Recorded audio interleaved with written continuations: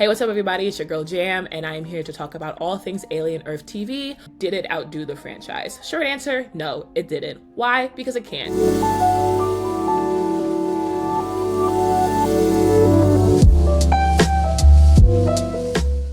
Alien has been around since 1979, right? Like, without all of these movies, Alien Earth didn't have a leg to stand on because we tuned into Alien Earth because of our love for the movie franchise as a whole. I personally tuned in because I want to see what more can they do to expand on Alien, right? I think Alien Romulus worked really well, specifically for the ending, spoiler, where, you know, we've seen a new version of what these aliens could look like. One thing I will immediately give credit to Alien Earth for is giving the xenomorph more space to just be seen as something other than the climax. In all the Alien movies, we sit and stay tuned to see the alien, the facehugger, then it attacks somebody, then, you know, it bursts out somebody's chest, then we're like, okay, so when do we get to see it, and now we have to fight it and all that stuff.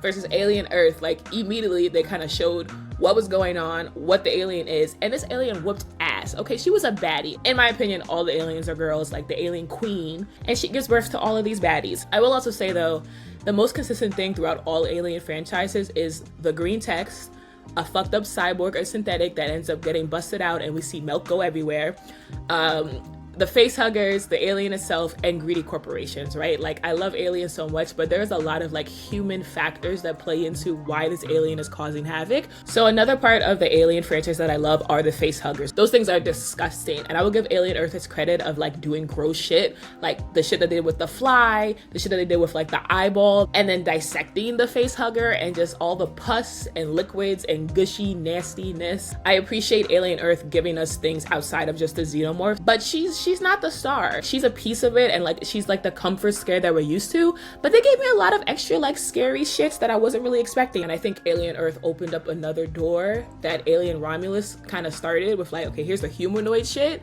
and then Alien Earth is like, but there's still a whole bunch of alien stuff that you guys don't even know is out there, that you guys don't even fully understand. So even though I give Alien Earth a point for giving the xenomorphs more space to just like fuck shit up, right, I do think that there's a comfort, you know, of like predictability that comes with these alien movies that hit like these certain beats that we expect, which is also why people come see like prequels and sequels and stuff. It's because you want the comfort of knowing what you're gonna get, right? I will say, when it comes to the protagonist, Wendy, so adorable, so smart. Her character evolves from this like precious little child to like, yo, I run shit now.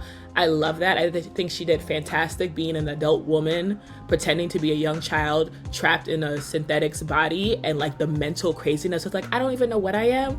She did that very well. However, protagonist points must be given to Sigourney Weaver. You can't disrespect the queen of Alien. Like, she will forever be, hands down, the best protagonist ever to cross Alien any category stage. And you can quote me on that. Go argue with your mama, go argue with somebody else. I ain't gonna argue with nobody.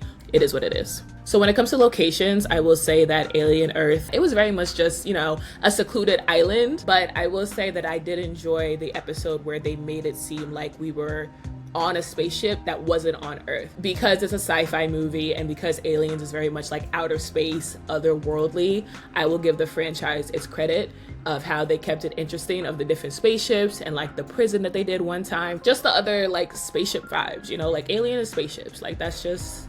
In regards to episode 4 of Alien Earth, I wasn't necessarily excited for it because like I was very much locked in on the Earth plot. I'm like, okay, it's Alien Earth, let's get into it. But I do love that we got to see like another side of Morrow, because they set up Morrow to be this antagonist and he really wasn't. There was a lot of blurred lines in this TV show versus like the movie. It's pretty much clear like who's on whose side. They spent the first few episodes kind of pitting us against Morrow. And then once they pit us against Morrow, they all of a sudden kind of showed like Morrow was really just trying to do his job. Like, at the end of the day, he was there to do his assignment, and Boy Cavalier came and said, you know what, I'm gonna steal all this stuff. So even though we're supposed to see him as a bad guy, I never did from the jump. You didn't need to convince me that Morrow wasn't fully a bad guy. So I want to get into Boy Cavalier just for a second and just give him his acknowledgement as being the most annoying villain ever. In most of the movies, it's usually like the xenomorphs and like the synthetics or like the cyborg cyborgs that are seen as like the bad guys, but in this one it's very clear that Boy Cavalier is meant to be the antagonist. You can tattoo the word greedy on Boy Cavalier's forehead, or honestly just use them as synonyms. Boy Cavalier and greed go hand in hand for sure. I would say episode 6 is my favorite. That's when a bunch of crazy shit goes down. I'm not gonna spoil it too much. They definitely further developed the story in episode 6 that made me be like, okay, like you guys are really gonna stamp your presence in this entire franchise and be like, we are here to show you that we can do climax sci-fi